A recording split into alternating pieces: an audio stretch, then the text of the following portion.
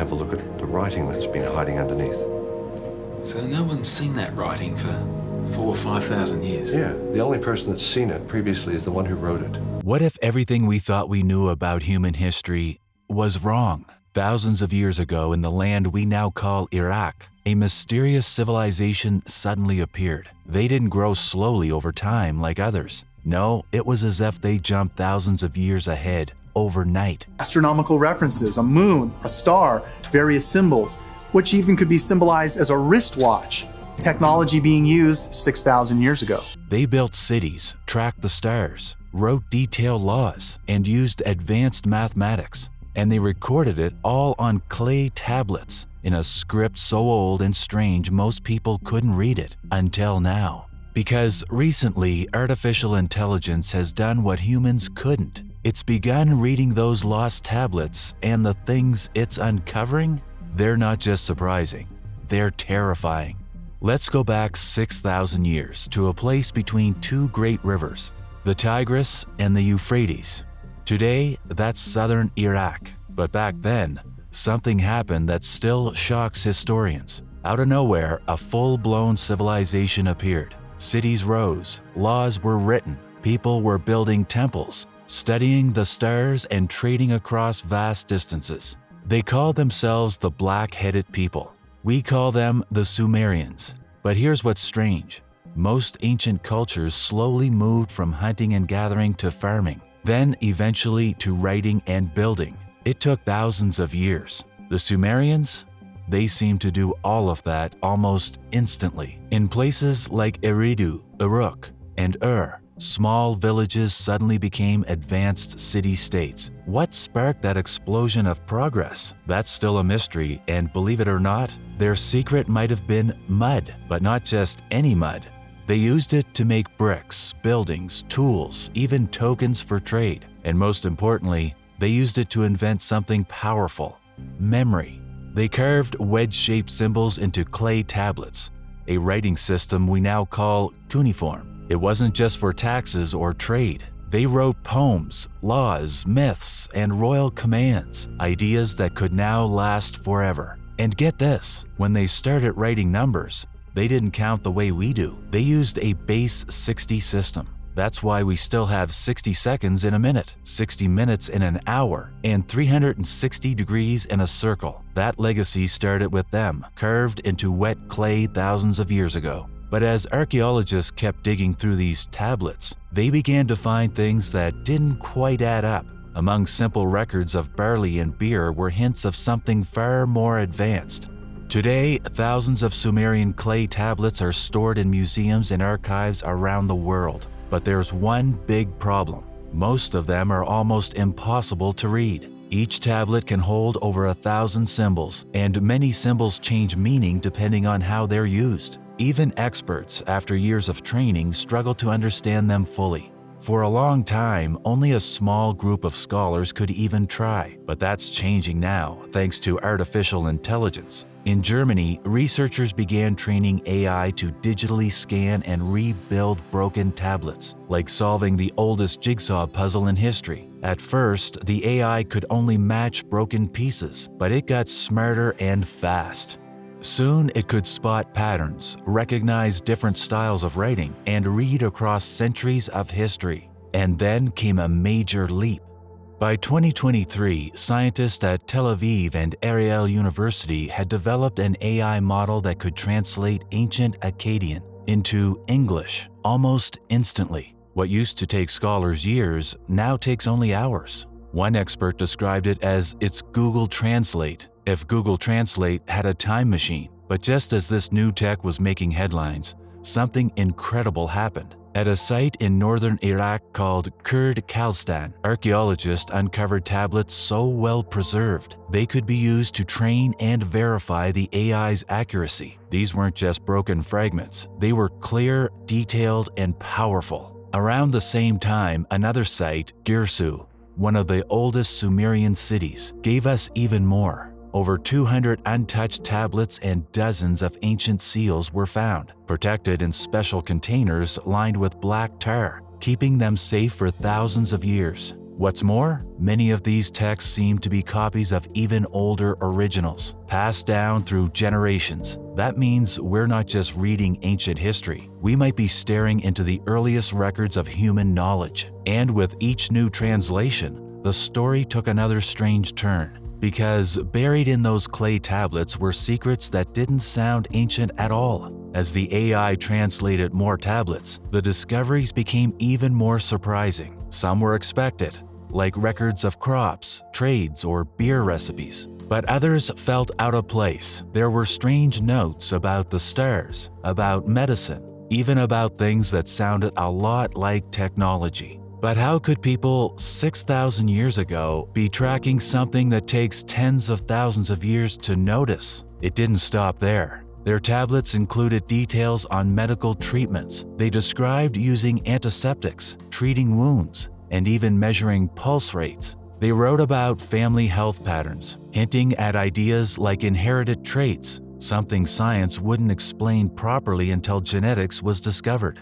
And then, things got electric, literally. Some tablets describe placing metal rods inside acidic liquids with words like current, spark, and glow. That sounds a lot like a battery and matches the description of the mysterious Baghdad battery, a strange ancient object found in Iraq that many believe was used to produce electricity. Were the Sumerians experimenting with power? Did they know something we don't? Maybe it was by accident, or maybe they were following knowledge passed down from someone or something else. But electricity wasn't the only strange thing the tablets mentioned, because soon the AI uncovered something even darker and far more dangerous. As more translations came in, the tone of the tablets began to change. Hidden between the stories and science were warnings. The Sumerians wrote about strange stones, ones that could scorch the earth, poison the land, and had to be buried deep underground to stop their power. Sound familiar? Today we know about desert glass, natural glass formed by extreme heat. Some scientists believe it comes from meteor impacts, but others think something else may be responsible. The descriptions in these tablets, they match what happens after a nuclear explosion. Glowing objects, deadly heat, crops that won't grow. Were the Sumerians describing a natural disaster or something man-made? Some researchers believe these stories could be traces of ancient technology, even weapons, that were far more powerful than we ever imagined. And that's when things got even weirder, because some of the tablets weren't just about science. They talked about beings from the sky, hidden chambers, and a mysterious group called the Anunnaki.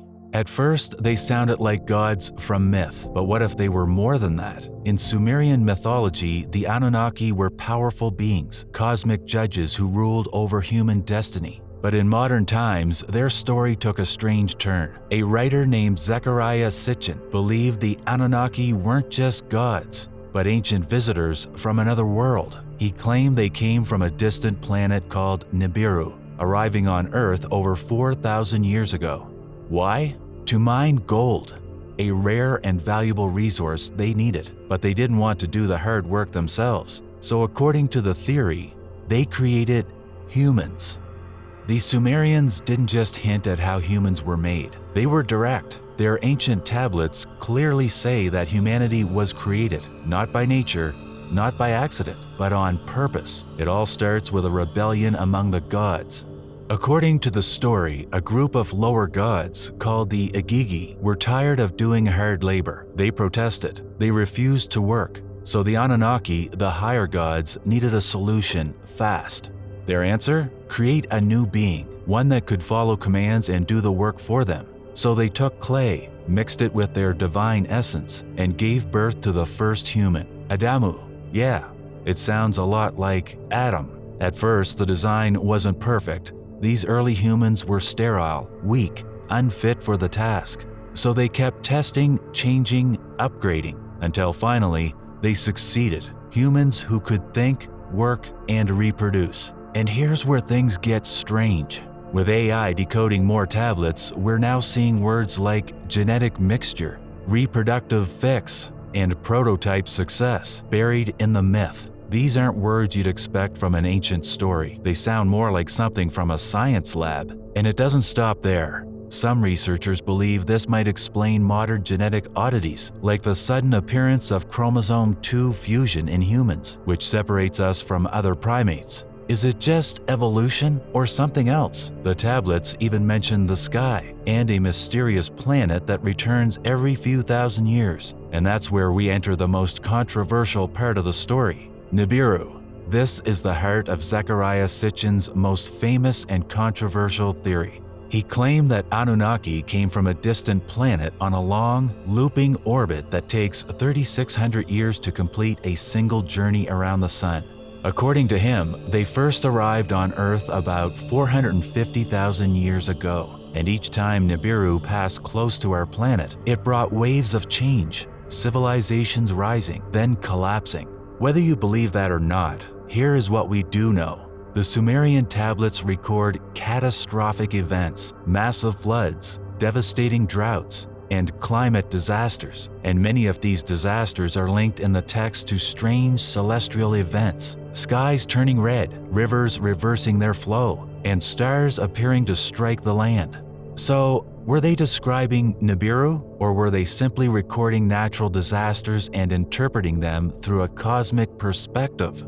This is where AI begins to complicate the picture even more. The latest translations reveal that many of these ancient tablets are not just collections of dramatic myths. Some of them read more like survival manuals, guides on how to endure the disasters they believed would come again. But we will set that aside for now because there is another part of the story that remains just as mysterious to this day. In ancient Sumer, they kept detailed records of trades, crops, and kings. One of the most mysterious documents they left behind is called the Sumerian King List. It lists every ruler from the beginning of their civilization and how long each one reigned. But here's the shocking part. The first king, named Alulim, supposedly ruled for 28,800 years. The next one, Dumizid, 36,000 years. And it goes on like that. Rulers living for tens of thousands of years. Even later kings, after the Great Flood, were said to rule for hundreds of years each. Now, historians say these numbers are symbolic. They represent power, not real time. But not everyone agrees. Some researchers believe these ancient kings may have been something else, part human, part Anunnaki, and the tablets hint at that too.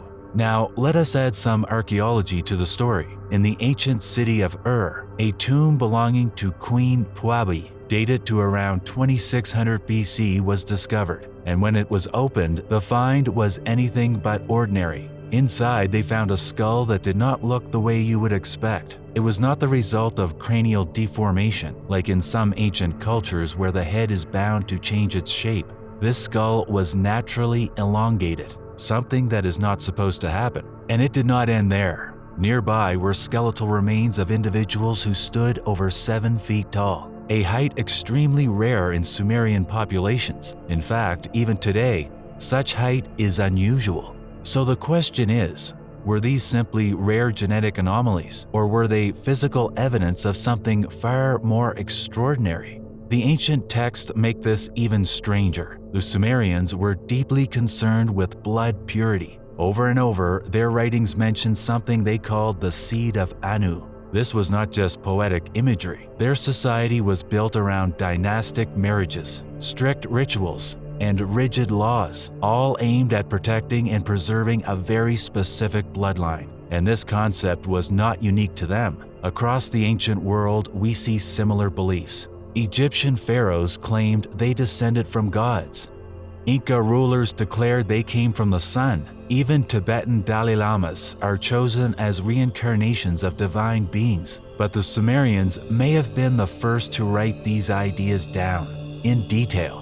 Here is where it becomes even more complex. The Sumerian language is filled with words that can have multiple meanings depending on the context. Take the word me, for example. It could mean a divine command, a cultural tradition, or even a physical object. This flexibility has led to many different and sometimes extreme interpretations of their text. One well-known example is the work of Zechariah Sitchin, who claimed that some Sumerian writings described objects of immense power. He famously argued that a particular tablet, VA243, was actually a star map showing distant planets. However, this claim has been debunked by experts, who concluded that the tablet is nothing more than a simple dedication, not an astronomical chart. The Sumerians did not just leave behind myths and clay tablets about gods and kings. They also left warnings.